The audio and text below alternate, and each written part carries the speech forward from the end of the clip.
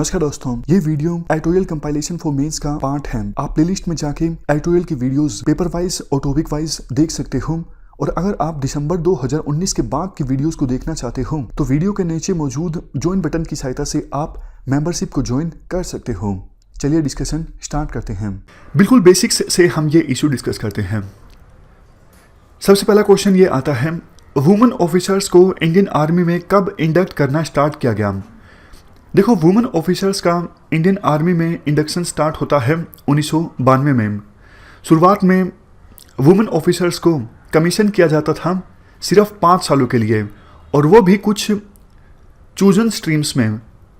हर एक स्ट्रीम में, जैसे कॉम्बैट रोल में, आर्टिलरी में, इन्फेंट्री में, इन रोल में वुमेन ऑफिसर्स को इंडक्ट नहीं किया जाता था।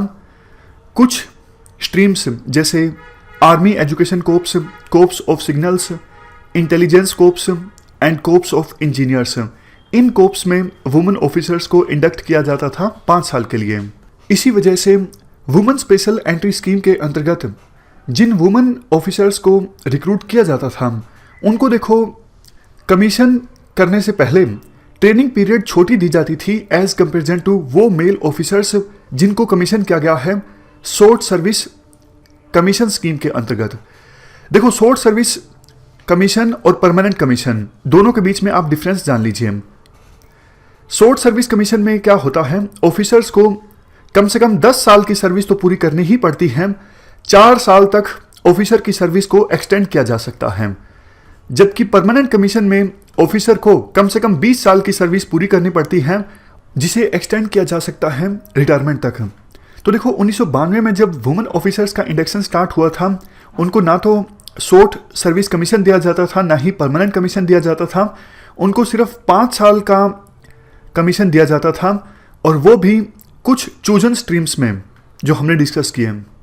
उसके बाद 2006 में WSES स्कीम को रिप्लेस कर दिया गया शॉर्ट सर्विस कमीशन स्कीम से, यानी 5 साल के बजाय शॉर्ट सर्विस कमीशन दिया जाना स्टार्ट हो गया वुमेन ऑफिसर्स को। शॉर्ट सर्विस कमीशन मतलब 10 साल की कंपलसरी सर्विस, और जिसको एक्सटेंड किया जा सकता है 14 साल तक। लेकिन वुमेन ऑफिसर्स पर जो रिस्ट्रिक्शन लगी थी कि वो इन्फेंट्री में या फिर आर्मर्ड कोर्प्स में काम नहीं कर सकती, वो रिस्ट्रिक्शंस लगी रही, यानी ये रिस्ट्रिक्शन को नहीं हटाया गया शॉर्ट सर्विस कमीशन के प्रोविजन के बाद भी। उसके बाद मेल ऑफिसर्स को तो परमानेंट कमीशन का ऑप्शन अवेलेबल था शॉर्ट सर्विस कमीशन के पूरा करने के बाद, लेकिन वुमेन ऑफिसर्स को ये ऑप्शन अवेलेबल नहीं था। चूंकि देखो, पेंशन बेनिफिट्स स्टार्ट होते हैं 20 साल की सर्विस कंप्लीट करने के बाद, तो वुमेन ऑफिसर्स पेंशन सर्विस का लाभ नहीं उठा पाती थी, क्योंकि उनकी सर्विस मैक्सिमम 14 साल की हो सकती थी। इसी बीच 2003 में एक PIL फाइल की गई थी दिल्ली हाईकोर्ट में कि आर्मी में वो वुमेन ऑफिसर्स जिन्होंने शॉर्ट सर्विस कमीशन को पूरा कर लिया है, उनके पास भी ऑप्शन अवेलेबल होना चाहिए परमानेंट कमीशन को अवेल करने का। इसी से संबंधित एक और रिट पिटीशन 2006 में फाइल की गई थी मेजर लीना गौरव के द्वारा। इसके बाद देखो, सितंबर 2008 में डिफेंस मिनिस्ट्री का एक ऑर्डर आता है, वो वुमेन ऑफिसर्स जिन्होंने शॉर्ट सर्विस कमीशन को पूरा कर लिया है, उनको परमानेंट कमीशन दिया जा सकता है। यानी मेल ऑफिसर की तरह उनके पास भी ऑप्शन होगा कि वो कंपलसरी रूप से 20 साल की सर्विस करें, और उसके बाद जिसे एक्सटेंड किया जा सके रिटायरमेंट तक।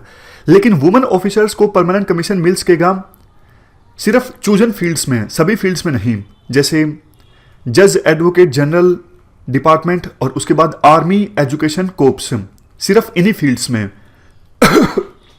सॉरी।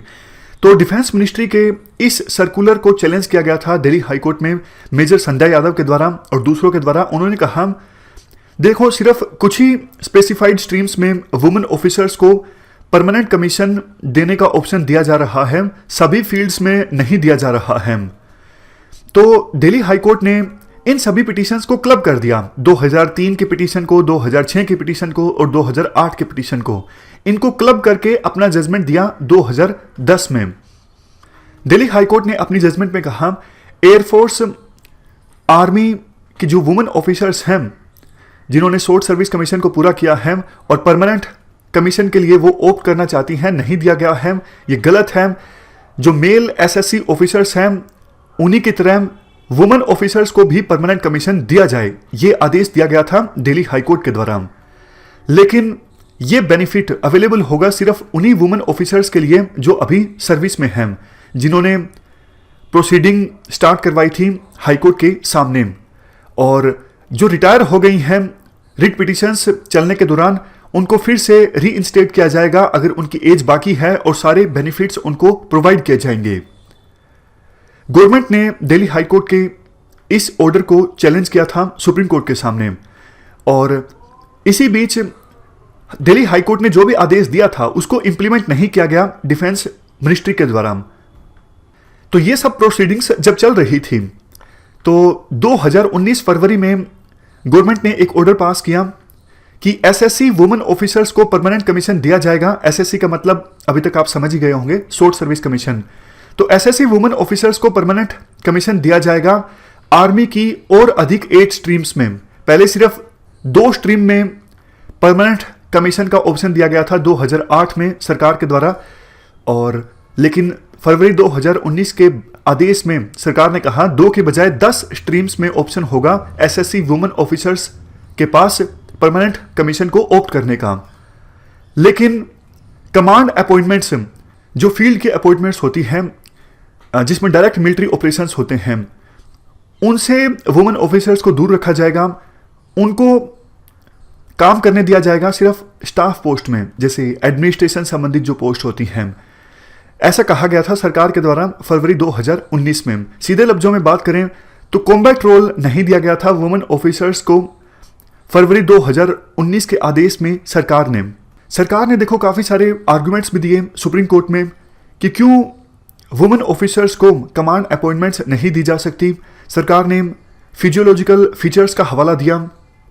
सरकार ने यह भी कहा कि कन्फ्लिक्ट जोन में तैनाती करनी होगी वुमेन ऑफिसर्स की अगर उनको परमानेंट कमीशन दिया जाता है कॉम्बैट रोल में। लेकिन कहीं ना कहीं सरकार देखो अपने दावों में ही घिर गई। एक तरफ सरकार ने यह भी कहा कि अभी 30% जो वुमेन ऑफिसर्स की पोस्टिंग होती है वो कन्फ्लिक्ट जोन में होती है। फिर बाद में फिजियोलॉजिकल फीचर्स का हवाला दिया गया। तो सुप्रीम कोर्ट ने सरकार को लताड़ लगाई कि आज के समय में ऐसी सोच जो है वो नहीं चलेगी। वुमेन ऑफिसर्स को मेल ऑफिसर्स की तरह इक्वलिटी हमें प्रोवाइड करनी होगी, तभी सोसाइटी में चेंज आएगा। अगर हम पुरानी सोच के हिसाब से चलते रहेंगे तो सोसाइटी में बदलाव नहीं आएगा। ये कहते हुए सुप्रीम कोर्ट ने जो वर्डिक्ट दिया है उसके अनुसार अब वुमेन ऑफिसर्स को हर एक रोल में परमानेंट कमीशन मिल सकेगा मेल ऑफिसर्स की भांति, और वुमेन ऑफिसर्स को कमांड अपॉइंटमेंट्स भी मिल सकेंगी। पहले वुमेन ऑफिसर्स सिर्फ कर्नल रैंक तक जा सकती थी, लेकिन अब वो और भी ऊपर जा सकेंगी और पेंशन संबंधित बेनिफिट्स का लाभ भी उठा सकेंगी। तो ये जो ऑर्डर है सुप्रीम कोर्ट का काफ़ी प्रोग्रेसिव ऑर्डर है। लास्ट में आर्टिकल में ये कहा जाता है, देखो हमें हमारी सोच बदलनी होगी।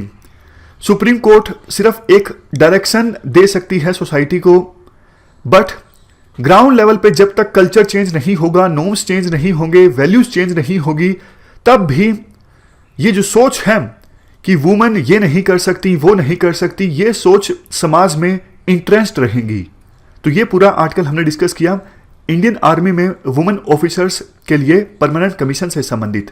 इस डिस्कशन में फिलहाल इतना ही है। Thank you very much for discussion.